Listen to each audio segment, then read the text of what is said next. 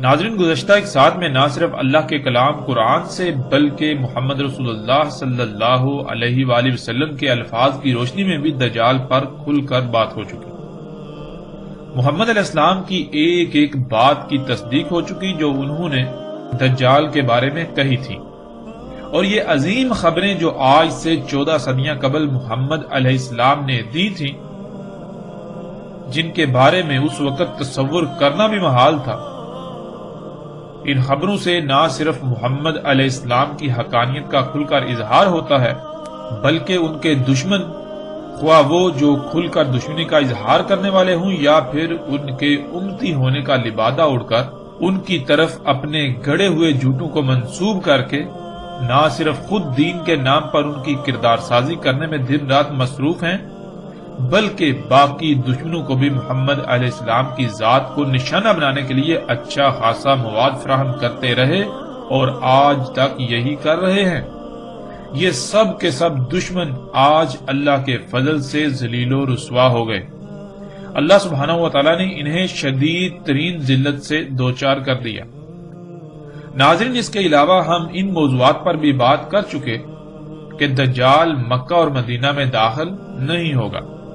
اب ہم بات کریں گے ایک ایسے موضوع پر جس کی بنیاد پر دجال کو انسان قرار دیا جاتا ہے، اور وہ ایک واقعہ ہے جسے تمیم الداری رضی اللہ تعالیٰ عنہ کی دجال سے ملاقات کے نام پر پھیلایا گیا، عام کیا گیا، جو کہ مختلف روایات کی صورت میں ہم تک پہنچا۔ ناظرین، ہم اللہ کے فضل سے اس واقعے کو ہر پہلو سے کھول کر سامنے رکھیں گے تاکہ آج تک جن حقائق کو چھپا کر بے بنیاد اور باطل عقائد و نظریات کو پروان چڑھایا گیا، ان کی حقیقت آپ پر آشکار ہو جائے، حقیقت کھل کر واضح ہو جائے۔ حق ہر لحاظ سے کھلنے کے بعد فیصلہ آپ کے ہاتھ میں ہو کہ اگر حق ہر لحاظ سے کھلنے کے باوجود بھی آپ گمراہی کا سودا کرنا چاہیں تو آپ کی مرضی، اور اگر آپ اللہ سے رجوع کریں، حق کو نہ صرف تسلیم کریں بلکہ اس پر عمل کرتے ہوئے دنیا اور آخرت میں فلاح کا سودا کریں، تب بھی آپ کی اپنی ہی مرضی۔ یہ فیصلہ آپ کے اپنے اختیار میں ہے۔ ناظرین، تمیم الداری رضی اللہ تعالیٰ عنہ والے موضوع کی طرف آنے سے پہلے ہم مختصراً اس موضوع پر بات کریں گے کہ کیا دجال انسان ہو سکتا ہے؟ اگر انسان ہو سکتا ہے تو پھر جو سوالات کھڑے ہوتے ہیں ان میں سے صرف ایک دو سوالات پر بات کریں گے تاکہ تمیم داری رضی اللہ تعالیٰ عنہ والے موضوع کو سمجھنے میں آپ کو آسانی ہو جائے، اور باقی ایسے جتنے بھی سوالات ہیں ہم ان پر بات کریں گے، لیکن اپنے اس موضوع کے مکمل ہونے کے بعد۔ ناظرین، جب ہم روایات میں غور کریں تو دجال کی صرف عین، جس کا ترجمہ آنکھ کیا جاتا ہے، آنکھوں کی تعداد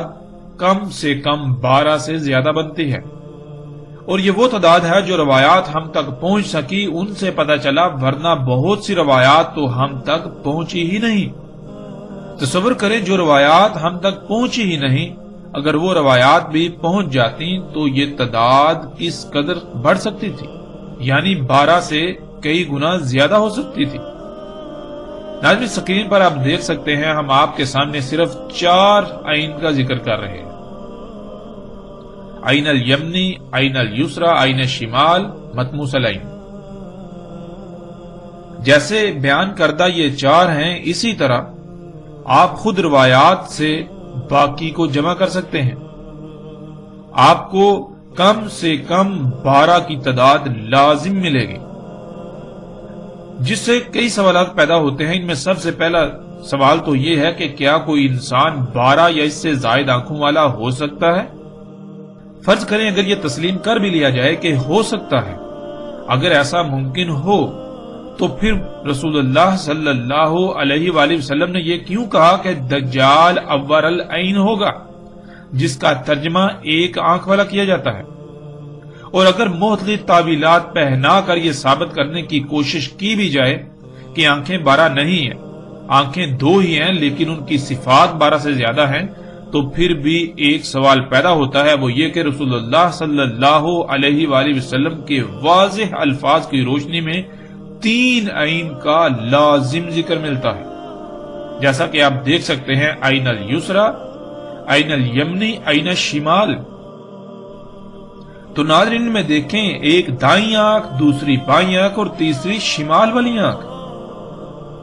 یوں واضح الفاظ میں 3 آنکھوں کا ذکر ملتا ہے۔ تو کیا کسی انسان کی 3 آنکھیں ہو سکتی ہیں؟ اور اگر 3 آنکھیں ہو سکتی ہیں تو پھر اسے ایک آنکھ والا کیوں کہا گیا؟ یعنی کہ اگر اسے کانا کہا گیا تو پھر ایک آنکھ والا یعنی کانا کیوں کہا گیا؟ پھر تو 3 آنکھوں والا کہنا چاہیے تھا۔ اور ناظرین، ان 3 کے علاوہ وہ بھی ہیں جو مٹی ہوئی ہیں، یعنی سرے سے ہیں ہی نہیں۔ اب جب انسان کی 3 آنکھیں ہوں، اس کے علاوہ وہ جو مٹی ہوئی ہیں وہ بھی ہوں، تو پھر اسے ایک آنکھ والا کیسے کہا جا سکتا ہے؟ اور پھر ناظرین، اس سے بھی بڑھ کر سوال تو یہ پیدا ہوتا ہے کہ وہ کون سی آنکھ سے کانا ہوگا، کیونکہ بعض روایات میں اول العین الیسری آتا ہے، اور بعض میں اول العین الیمنی آتا ہے، اور بعض میں اول العین الشمال آتا ہے۔ یعنی کہ بعض روایات میں اس کا دائیں آنکھ سے، اگر یہ ترجمہ جو کرتے ہیں کانا ہونا کرتے ہیں، تو دائیں آنکھ سے کانا ہونا آتا ہے کہ دائیں آنکھ سے کانا ہوگا۔ بعض روایات میں بائیں آنکھ سے کانا ہونا آتا ہے، یعنی کہ اول کا ترجمہ جو یہ کانا کرتے ہیں، اگر یہ ترجمہ لے لیا جائے، یہ معنی لے لیا جائے تو بائیں آنکھ سے کانا، اور بعض میں شمال والی آنکھ سے عین سے کانا کے الفاظ آتے ہیں۔ پھر اسی طرح ناظرین، اس کی کون سی آنکھ مٹی ہوئی ہوگی؟ بعض روایات میں دائیں مٹی ہوئی ہوگی، جو ان کے تراجم ہیں ان تراجم کے مطابق، بعض میں بائیں، بعض میں شمال۔ یعنی یہ کہ ناظرین وہ تینوں ہی آنکھوں سے کانا ہے، تو پھر اس کی وہ کون سی آنکھ ہے جس سے وہ دیکھتا ہے، وہ دیکھے گا؟ یقیناً پھر وہ ان کے علاوہ کوئی چوتھی ہوگی، اور پھر جو مٹی ہوئی ہے وہ 5ویں، 6ٹھی، 7ویں، یعنی اسی طرح جو بالکل چپٹی ہے۔ اور ایسے ہی جیسے جیسے آپ غور کرتے چلے جائیں تو اس کی آنکھوں کی تعداد بڑھتی چلی جائے گی۔ اب ناظرین، آپ خود غور کریں کہ وہ کون سی آنکھ سے کانا ہوگا۔ یعنی بعض روایات میں دائیں کا ذکر ہے، بعض میں بائیں کا ذکر ہے، بعض میں شمال کا ذکر ہے، تو کون سی آنکھ سے کانا ہوگا؟ ناظرین، اس سوال کا جواب کسی ایسے شخص کے پاس نہیں ہے، نہ وہ اس سوال کا جواب دے سکتا ہے جو اس بات پر بضد ہے کہ دجال انسان ہوگا۔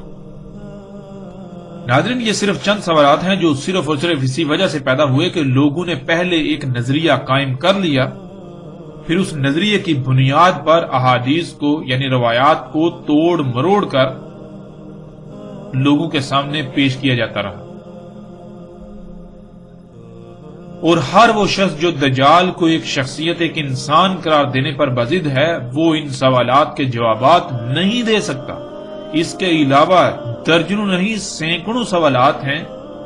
جن میں سے بعض پر ہم بات کریں گے، لیکن ہم اس موضوع کے بعد، یعنی کہ جب ہمارا یہ موضوع مکمل ہوگا تو اس کے بعد ہم ان سوالات کی طرف بھی آئیں گے۔ اب جب ناظرین ہم رسول اللہ صلی اللہ علیہ وآلہ وسلم کے الفاظ کو دیکھیں تو رسول اللہ صلی اللہ علیہ وآلہ وسلم نے کہیں بھی یہ نہیں کہا کہ دجال ایک آنکھ والا ہوگا، دجال بائیں آنکھ سے کانا ہوگا، دجال دائیں آنکھ سے کانا ہوگا یا شمال والی آنکھ سے کانا ہوگا، بلکہ رسول اللہ صلی اللہ علیہ وآلہ وسلم کے جو الفاظ ہمیں ملتے ہیں وہ یہ ہیں کہ الدجال اول العین الیسری، الدجال اول العین الیمنی، الدجال اول العین الشمال، اسی طرح باقی عین کا بھی ذکر ہے۔ اور ناظرین، اول کسے کہتے ہیں یہ ہم پچھلی ساتھ میں تفصیل کے ساتھ جان چکے۔ پھر عین کسے کہتے ہیں؟ عین آنکھ کو نہیں کہتے، عین تو کہتے ہیں دیکھنے کے آلے کو، جیسے یعنی کہ اللہ سبحانہ تعالیٰ نے اس بشر کو جو دیکھنے کا آلہ لگایا ہے جسے آپ آنکھ کہتے ہیں، تو جو صفات، جو خصوصیات اس آنکھ میں پائی جاتی ہیں، وہ خصوصیات و صفات جس شے میں بھی، جس آلے میں پائی جائیں گی، اس آلے کو، اس شے کو عین کہا جاتا ہے۔ ناظرین، کسی ایک بھی روایت میں یہ نہیں ہے کہ رسول اللہ صلی اللہ علیہ وآلہ وسلم نے یہ کہا ہو کہ دجال کی ایک آنکھ ہوگی، یہ سب کا سب آپ کو تراجم و تفاسیر میں ملے گا، عربی متن میں ایسا کچھ بھی نہیں ہے، اور ایسا آپ کو تراجم و تفاسیر میں اس لیے ملے گا کیونکہ لوگوں نے جو خود کو علماء کہلاتے رہے اور کہلاتے ہیں، انہوں نے دجال کے بارے میں پہلے ایک نظریہ قائم کیا، پھر اپنے اسی نظریے کو، اپنے اسی عقیدے کو روایات کی صورت میں پیش کیا، روایات کو اسی طرح سے توڑا مروڑا گیا۔ اللہ کے فضل سے دجال کے موضوع پر جب بات مکمل ہو چکے گی تو ہم آخر میں ان کے تراجم و تفاسیر کی بھی اچھی طرح سے پول کھولیں گے، آپ کے سامنے حقائق بالکل ہر لحاظ سے سامنے رکھیں گے۔ ناظرین، کسی بھی روایت میں یہ نہیں ہے کہ دجال کی ایک آنکھ ہے، پھر کبھی کہا جاتا ہے کہ وہ دائیں آنکھ سے کانا ہے، کبھی کہا جاتا ہے وہ بائیں آنکھ سے کانا ہے، کبھی کہا جاتا ہے شمال والی آنکھ سے کانا ہے، پھر اس طرح کبھی کہا جاتا ہے کہ دائیں والی جو آنکھ ہے اس سے وہ اس کی سپاٹ ہوگی، یا اس طرح کے ایسے جتنے بھی تراجم موجود ہیں، کوئی ایک بھی ترجمہ عربی زبان کے اصولوں پر پورا نہیں اترتا، اس کا عربی متن کے ساتھ دور دور تک کوئی تعلق نہیں ہے۔ ہم بار بار پیچھے بیان کر چکے کہ عربی دنیا کی واحد ایسی زبان ہے جس کا ترجمہ دنیا کی کسی بھی زبان میں نہیں کیا جا سکتا، مگر صرف اور صرف معنی بیان کیے جا سکتے ہیں۔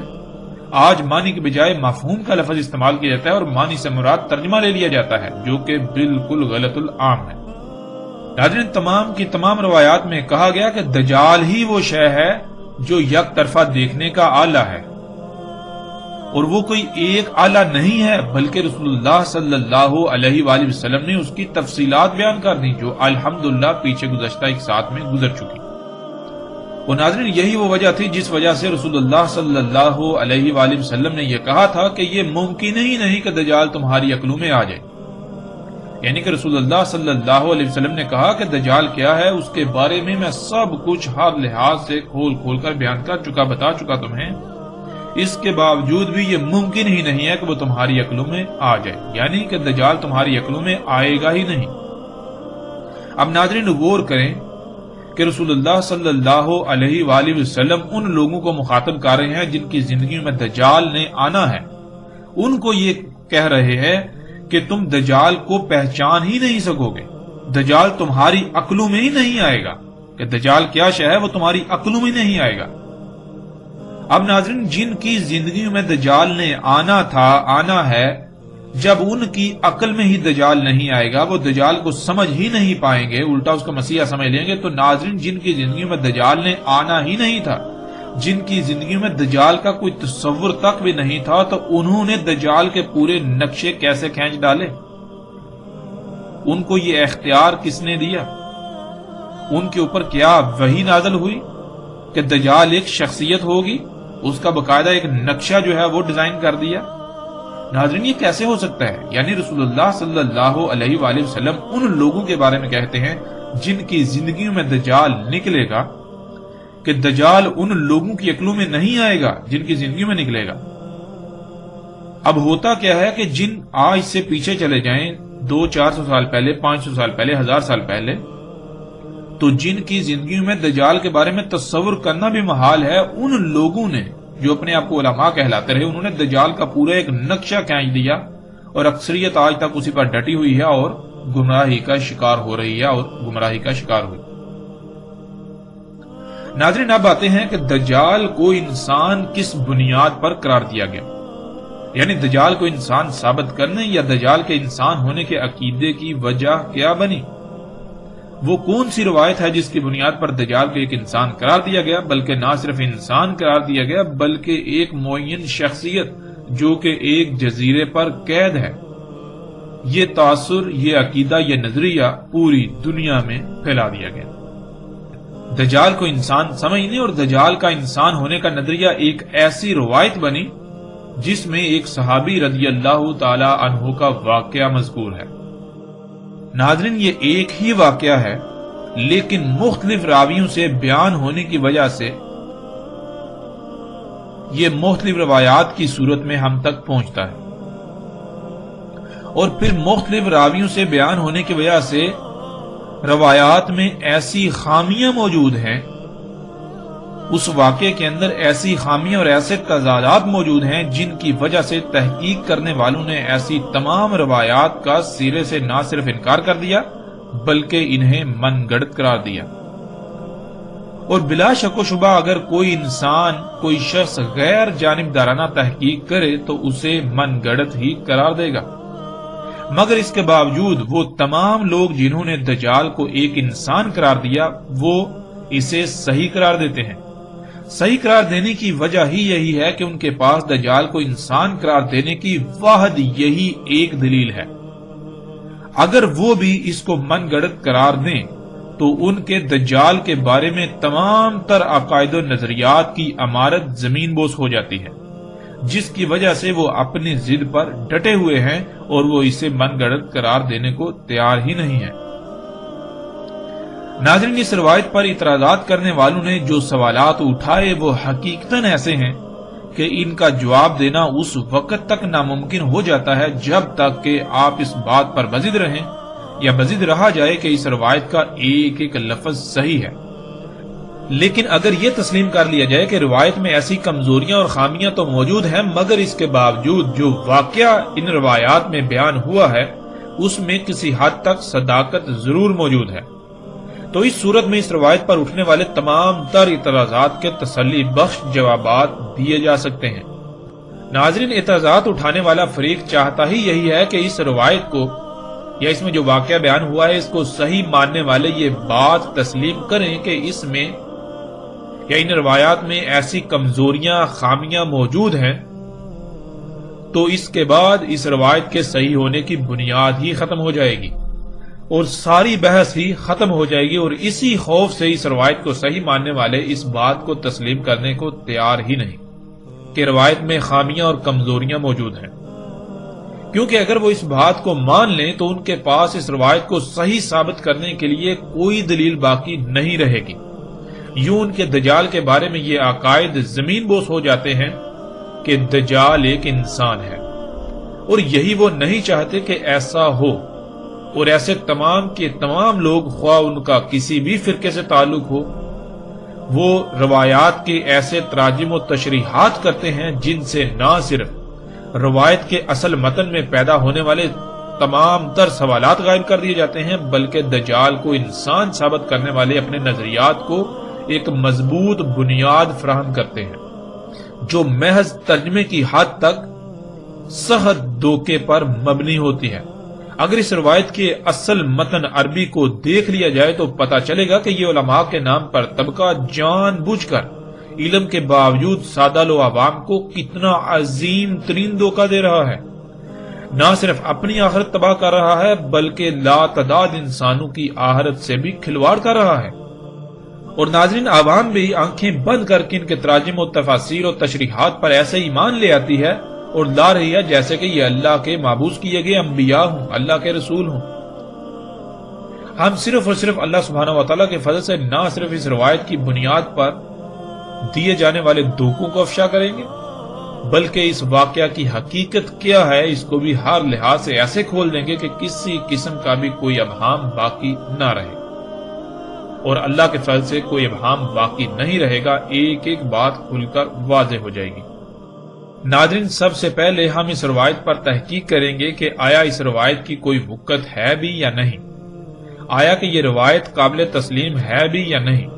تاکہ اس روایت کی وجہ سے علماء دجال کے دھوکے میں مبتلا لوگوں کے لیے کسی بھی لحاظ سے کوئی بھی پریشانی باقی نہ رہے اور ساری حقیقت کھل کر سامنے آ جائے۔ اور اس بات کے پیش نظر سب سے پہلے اس روایت کو پڑھنے سے جو سوالات سامنے آتے ہیں ہم ان سوالات کو سامنے رکھیں گے، اس کے بعد ہم اس روایت میں بیان کیے جانے والے واقعے کی حقیقت کو کھول کھول کر بیان کریں گے۔ اس لیے ہم سب سے پہلے ایسا کرتے ہیں کہ جن کتب روایات یعنی کتب احادیث میں یہ روایت مذکور ہے ان کتب کے صفحات کو انہی لوگوں کے تراجم کے ساتھ ہم اسکرین پر پیش کرتے ہیں تاکہ تمام ناظرین اس روایت کو جہاں جہاں جس جس کتاب میں بھی یہ آئی ہے اس کو اپنی آنکھوں سے خود پڑھ سکیں۔ اس کے بعد ہم اس پر اٹھنے والے سوالات کو سامنے لائیں گے۔ ناظرین، ہم وقت کی بچت کے لیے اسکرین پر اس روایت کو تھوڑا تیزی سے پیش کریں گے، لیکن آپ اسے پڑھنے کے لیے اسکرین کو روک روک کر تسلی سے پڑھ سکتے ہیں۔ ناظرین، اس وقت سکرین پر جو روایات آپ کو نظر آ رہی ہیں یہ صحیح مسلم کی ہیں اور انہی لوگوں کے تراجم آپ ساتھ پڑھ سکتے ہیں۔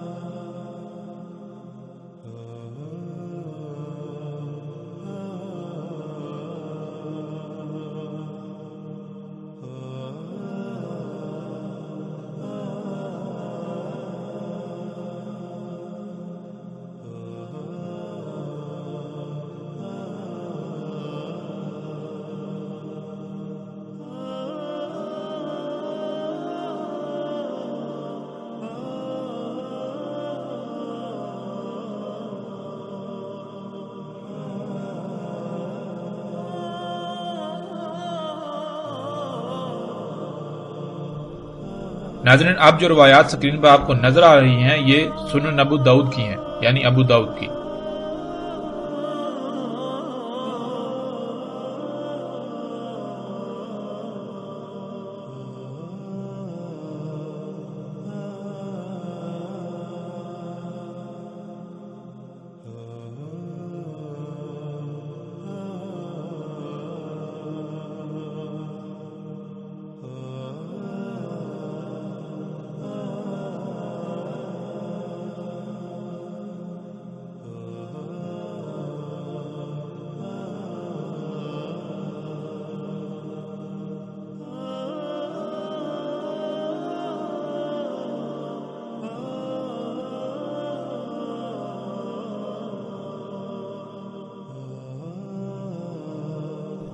اب جو روایات آپ کو سکرین پر نظر آ رہی ہیں وہ مسند احمد بن حنبل کی ہیں، مسند احمد کی۔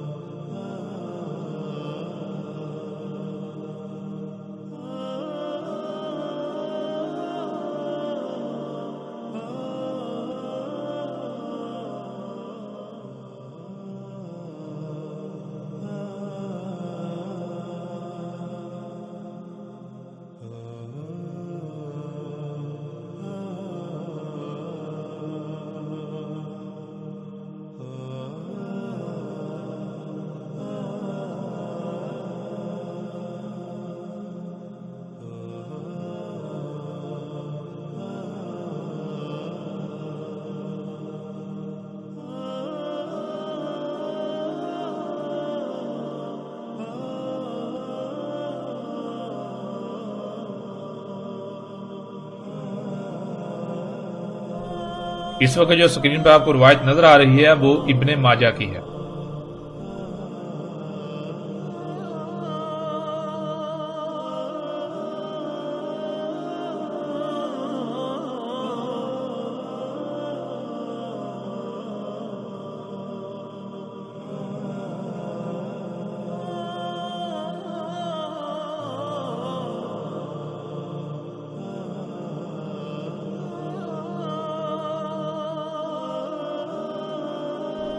ناظرین، ان روایات کو آپ خود پڑھ چکے،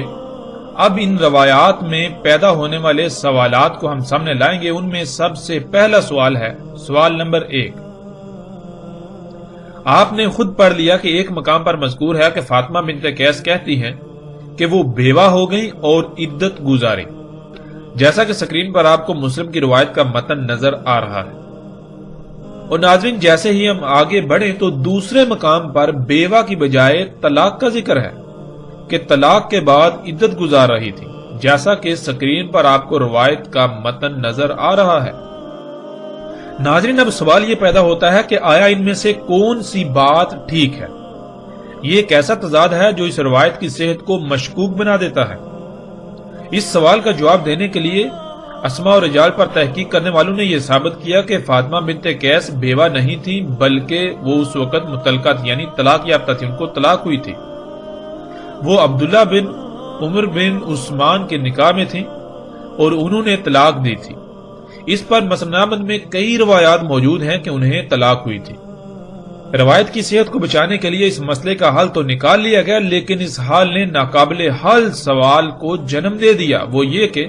روایت کے مطابق عدت گزارنے سے پہلے ہی ان کی طرف کئی اصحاب رسول کی طرف سے نکاح کا پیغام بھیجا گیا۔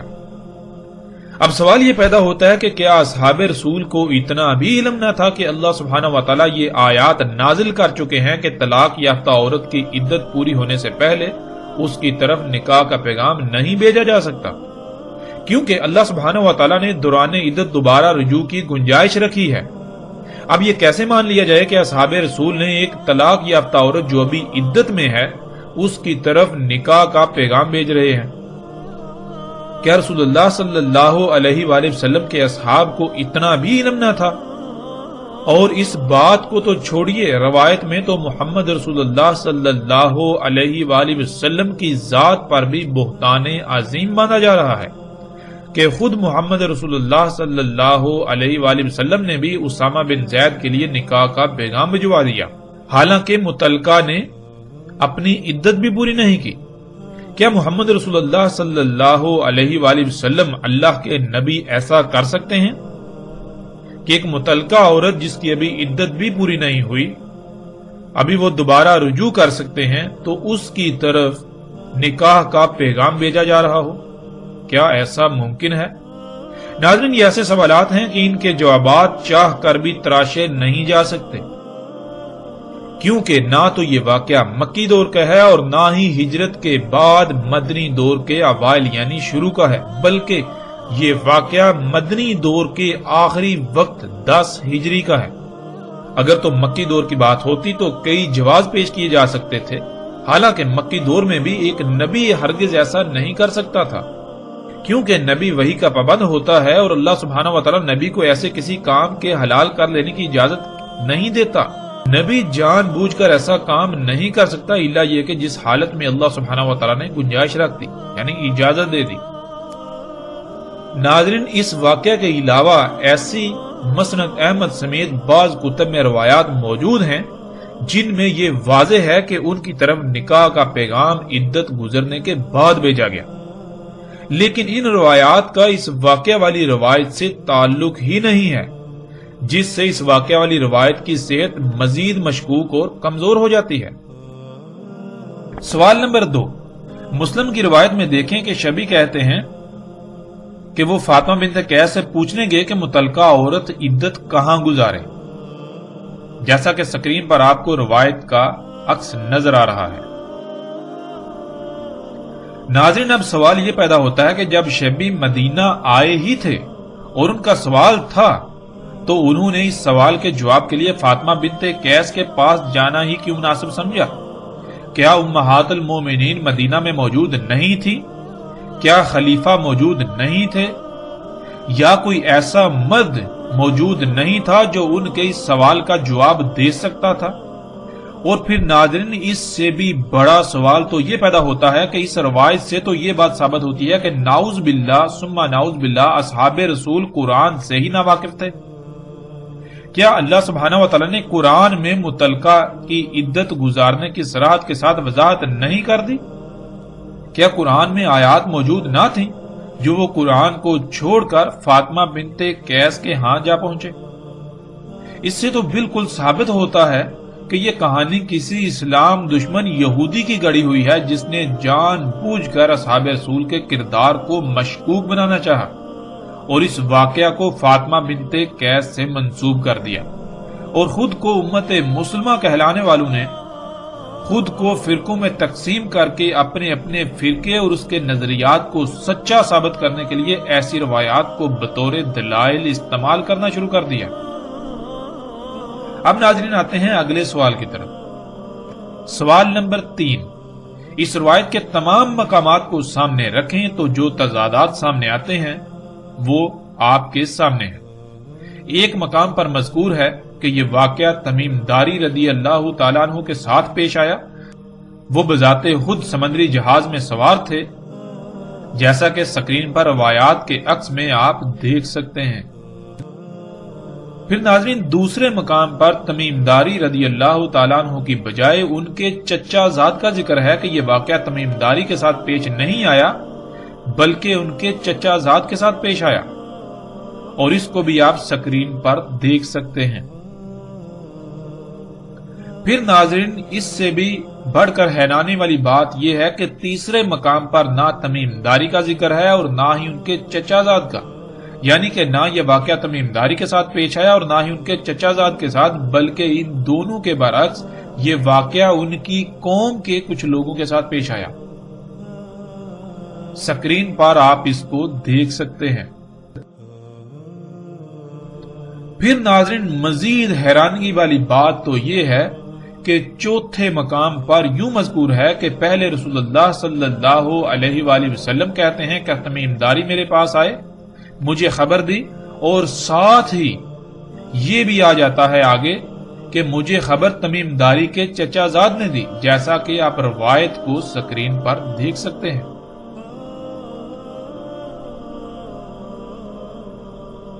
ناظرین اب سوال یہ پیدا ہوتا ہے کہ آیا تمیم داری رضی اللہ تعالیٰ نے خبر دی یا پھر ان کے چچا زاد نے؟ اب یہ کیسے ہو سکتا ہے کہ رسول اللہ صلی اللہ علیہ وآلہ وسلم کے پاس تمیم داری آئیں اور وہ خبر دیں، پھر رسول اللہ صلی اللہ علیہ وسلم یہ کہیں کہ یہ خبر تمیم داری کے چچا زاد نے دی؟ پھر ناظرین پانچویں مقام پر نہ تمیم داری رضی اللہ تعالیٰ کا ذکر ہے اور نہ ہی ان کے چچا زاد کا، اور نہ ہی ان کی قوم کے ان لوگوں کا جن کا پیچھے ذکر ہو چکا، بلکہ اس مقام پر ان کی قوم کے نامعلوم لوگوں کا ذکر ہے کہ یہ واقعہ ان کے ساتھ پیش ہے، جیسا کہ سکرین پر آپ روایت کے عکس کو دیکھ سکتے ہیں۔ ناظرین اب آپ ان پانچوں مقامات کو سامنے رکھیں تو سامنے آنے والے تضادات ایسے ہیں جو اس روایت کی صحت کو نہ صرف مشکوک بنا دیتے ہیں بلکہ ناقابل قبول بنا دیتے ہیں اور من گڑت قرار دیتے ہیں۔ لیکن حیران کن بات یہ ہے کہ خود کو علماء کہلانے والوں کی اکثریت نے عام عوام میں یہی پھیلایا ہوا ہے کہ یہ واقعہ تمیم داری رضی اللہ تعالیٰ عنہ کے ساتھ پیش آیا، اور اس کا دوسرا رخ جو ابھی سامنے لایا جا رہا ہے، ہم آپ کے سامنے لا رہے ہیں، اس کو سرے سے چھپا دیا جاتا ہے، جو کہ بہت بڑا دھوکہ ہے۔ آپ اپنی آنکھوں سے تمام مقامات کو سامنے رکھ کر فیصلہ کریں کہ کیا سب کو ہی صحیح تسلیم کیا جا سکتا ہے؟ حالانکہ واقعہ تو صرف ایک ہی ہے، واقعہ ایک سے زائد نہیں، ایک ہی واقعہ ہے۔ یہ بات اس روایت کی صحت کو غیر معمولی طور پر مشکوک بنا دیتی ہے۔ اور ناظرین سب سے بڑا سوال تو یہ پیدا ہوتا ہے کہ جن لوگوں نے آج تک دھوکہ دیا وہ اس دوسرے پہلو کو سامنے کیوں نہ لے کر آئے؟ کیوں نہ ان دونوں پہلوؤں کو عوام کے سامنے، لوگوں کے سامنے رکھا اور پھر یہ کہا کہ فیصلہ آپ کے ہاتھ میں، آپ کے اختیار میں، آپ خود فیصلہ کرو؟ ایسا کیوں کیا گیا کہ جو ایک رخ ہے اس کو بالکل سرے سے چھپا دیا گیا، اس کی لوگوں کو بھنک میں نہ پڑنے دی، اور اپنے مفادات کے حصول کے لیے، اپنے باطل عقائد و نظریات کو پروان چڑھانے کے لیے، انہیں پھیلانے کے لیے، انہی پر لوگوں کو قائم کرنے کے لیے اس بہت بڑے دھوکے کو عام کیا گیا، لوگوں کو دھوکہ دیا گیا اور اس دجل سے کام لیا گیا۔ آخر ایسا کیوں؟ کیا آپ ایسے لوگوں سے سوال کریں گے؟ کیا ان سے آپ یہ سوال اٹھائیں گے؟ کیا آپ پر یہ فرض نہیں ہے؟ پھر ناظرین آگے بڑھتے ہیں۔ سوال نمبر 4، ایک مقام پر مذکور ہے کہ رسول اللہ صلی اللہ علیہ وآلہ وسلم نے عشاء کی صلاۃ کے بعد یہ واقعہ بیان کیا، جیسا کہ سکرین پر آپ روایت کا عکس دیکھ سکتے ہیں۔ لیکن اس کے برعکس دوسرے مقام پر عشاء کی صلاۃ کے برعکس ظہر کی صلاۃ کے بعد اس واقعے کو بیان کرنے کا ذکر ہے، اور سکرین پر آپ عکس دیکھ سکتے ہیں، روایت کا عکس آپ کے سامنے ہے۔ اور پھر حیران کن حیران کن طور پر دونوں روایات یعنی دونوں مقامات پر راوی ایک ہی ہے، یعنی واقعہ بیان کرنے والی فاطمہ بنت قیس ہی ہیں۔ فاطمہ بنت قیس ایک مقام پر کہہ رہی ہیں یہ واقعہ عشاء کی نماز کے بعد رسول اللہ صلی اللہ علیہ وسلم نے سنایا، اور دوسرے مقام پر کہہ رہی ہیں کہ یہ واقعہ ظہر کی نماز کے بعد رسول اللہ صلی اللہ علیہ وآلہ وسلم نے سنایا۔ اب ناظرین یہ ایسا کیسے ہو سکتا ہے؟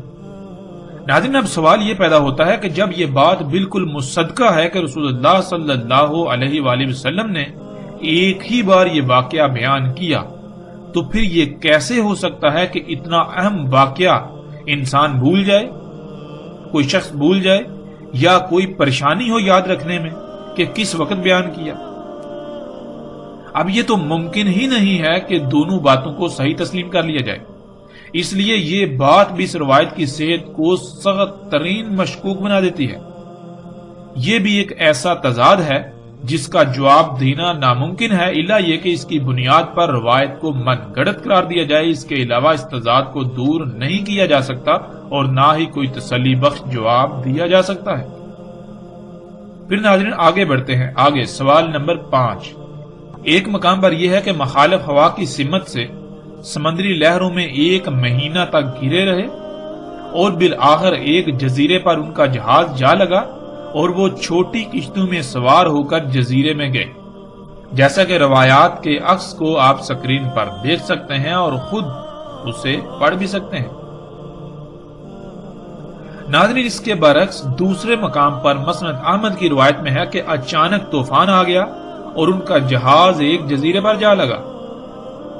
جیسا کہ سکرین پر آپ کو روایت کا عکس نظر آ رہا ہے۔ ناظرین اس کے برعکس تیسرے مقام پر یہ مذکور ہے کہ جہاز میں سوار لوگوں کا کھانا ختم ہو گیا اور وہ کھانے کی تلاش میں خود جزیرے پر گئے، اور اسے بھی سکرین پر آپ دیکھ سکتے ہیں۔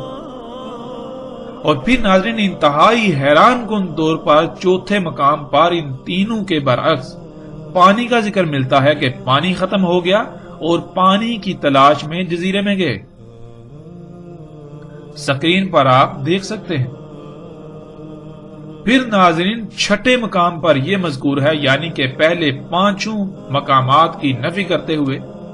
پہلی 5 باتوں کی نفی کرتے ہوئے چھٹے مقام پر یہ مذکور ہے کہ ان کا جہاز ٹوٹ گیا یعنی تباہ ہو گیا، اور وہ لوگ جہاز کے تختے پر سوار ہو کر ایک جزیرے پر جا لگے،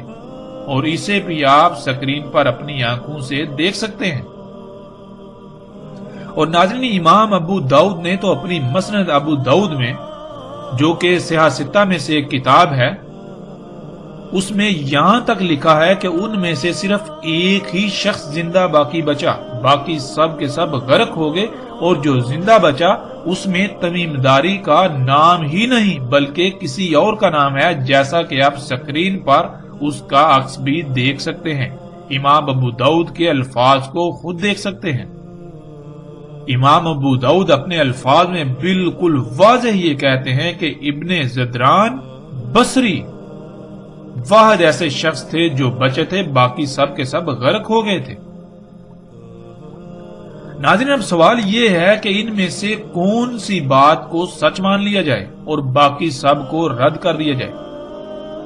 اتنے بڑے اور غیر معمولی تضادات اس روایت کو من گڑت قرار دینے کے لیے کافی ہیں، اور یہ ایسے سوالات ہیں جن کا جواب دینا ناممکن ہے۔ اور پھر سوال یہ پیدا ہوتا ہے کہ جب ان کا جہاز تباہ ہو گیا تو وہ لوگ واپس کیسے آئے؟ یعنی کہ اگر امام ابو داؤد کی بات کو ایک طرف رکھ دیا جائے، چھوڑ دیا جائے کہ باقی سب غرق ہو گئے، صرف ایک شخص بچا، اگر یہ تسلیم کر لیے جہاز غرق ہو گیا اور وہ سب بچ گئے، لیکن وہ سب کے سب لوگ جہاز تباہ ہونے کے باوجود واپس کیسے آ گئے؟ کس طرح واپس پہنچے؟ امام ابو داؤد کے مطابق ان میں صرف ایک ہی شخص زندہ بچا، باقی سب غرق ہو گئے، تو پھر یہ سب رسول اللہ صلی اللہ علیہ وآلہ وسلم نے بیان کیوں نہ کیا؟ وہ شخص وہاں سے واپس کیسے آیا؟ اس کی بجائے تمیم داری رضی اللہ تعالیٰ عنہ نے واقعہ کیوں سنایا؟ نہ صرف تمیم داری رضی اللہ تعالیٰ عنہ کا ذکر آتا ہے بلکہ ان کے چچا زاد کا بھی اور ان دونوں کے علاوہ غیر معلوم شخصیت کا بھی ذکر آتا ہے، اور پھر ان تینوں کے برعکس ان کی قوم یا پھر ان کی قوم کے بھی غیر معلوم لوگوں کا ذکر آتا ہے۔ آخر یہ سب تضادات کہاں سے آ گئے؟ کہیں پر پانی کی تلاش میں جزیرے پر جانے کا ذکر تو کہیں پر روٹی کی تلاش میں، کہیں پر جہاز بھٹک کر خود ہی جا لگا، کہیں پر جہاز تباہ ہو گیا۔ آخر یہ تمام تر سوالات کے جوابات کیسے حاصل ہو سکتے ہیں؟ یہ ایسے سوالات ہیں جو اس روایت کو من گڑت قرار دینے کے لیے کافی ہیں، اور کوئی بھی اس کی مخالفت نہیں کر سکتا۔ اگر کوئی مخالفت کرے گا تو اس کو ان تمام سوالات کے جوابات دینا لازم ہوں گے، جو کہ ناممکن ہے۔ اس طرح ناظرین، سوال نمبر 6 ایک مقام پر یہ ہے کہ رسول اللہ صلی اللہ علیہ وآلہ وسلم نے خود تمیم داری سے یہ سن کر بیان کیا، لیکن دوسرے مقام پر اس کے برعکس یہ مذکور ہے کہ رسول اللہ صلی اللہ علیہ وآلہ وسلم نے تمیم داری رضی اللہ تعالیٰ عنہ کو سامنے نکالا اور تمیم داری نے یہ واقعہ لوگوں کے سامنے بیان کیا، جیسا کہ آپ سکرین پر روایات کے عکس کو دیکھ سکتے ہیں۔ ناظرین، اب یہاں سوال یہ پیدا ہوتا ہے کہ ان میں سے کس بات کو صحیح تسلیم کیا جائے؟ اگر دونوں میں سے ایک کا رد کیا جائے تو اس کی بنیاد کیا ہوگی؟ یہ کیسے ثابت ہوگا کہ جسے رد کیا جا رہا ہے، جسے ترک کیا جا رہا ہے وہی غلط ہے اور جو بات لی جا رہی ہے وہی ٹھیک ہے؟ یہ بھی تو ہو سکتا ہے کہ دونوں ہی غلط ہوں۔ یہ سوال بھی اس روایت کی صحت کو مشکوک اور ناقابل اعتماد بنا دیتا ہے۔ اب ناظرین بڑھتے ہیں اگلے سوال کی طرف۔ سوال نمبر 7 روایات میں مذکور ہے کہ جساسہ سے ملاقات ہوئی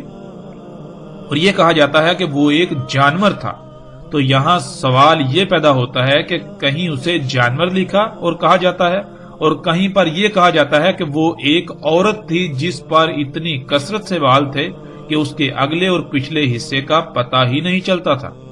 جیسا کہ سکرین پر روایات کو آپ دیکھ سکتے ہیں، خود پڑھ سکتے ہیں۔ تو ناظرین، کیا وہ جانور تھا یا ایک عورت؟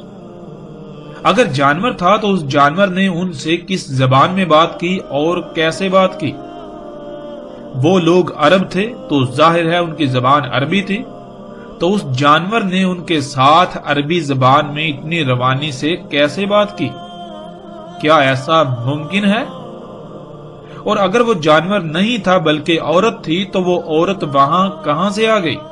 اور پھر وہ کیسی عورت تھی جس پر بالوں کی اتنی کثرت تھی کہ نہ ہی اس کا اگلا اور نہ ہی اس کا پچھلا حصہ واضح تھا، پچھلے حصے کا پتہ چلتا تھا؟ کیا کوئی انسان ایسا ہو سکتا ہے، یعنی کوئی بشر ایسا ہو سکتا ہے؟ اور اس عورت نے ان سے کس زبان میں بات کی؟ اگر عربی میں بات کی تو وہ عورت عربی کیسے جانتی تھی؟ ناظرین، یہ ایسے سوالات ہیں کہ جن کے جوابات دینا بالکل ناممکن ہے۔ جیسے جیسے ہم آگے بڑھیں گے، آگے چل کر اس چیز کی بالکل کھل کر وضاحت ہو جائے گی کہ وہ جساسہ کیا تھا جس کو عورت کہا گیا، بلاہر اس کی حقیقت کیا تھی۔ ہر لحاظ سے الحمدللہ آگے جا کر وضاحت ہو جائے گی۔